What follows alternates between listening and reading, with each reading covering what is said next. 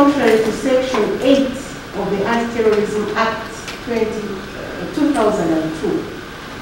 That is the statement of the offense, and the particulars of the offense are that you, Jamal Kiyemba, also known as Abura, also known as Tony Kiyemba, between 2021 and January 2022, in the Democratic Republic of Congo and the Republic of Uganda, you rendered support to the Allied Democratic Forces, ADF, a terrorist organization, by recruiting persons for it.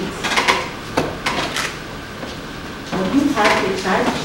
Yes, I have. Have you understood? Yes, I have.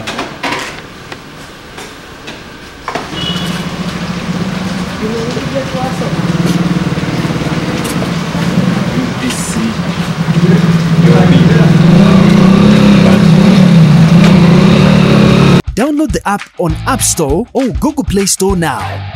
Vision Digital Experience, the future of media.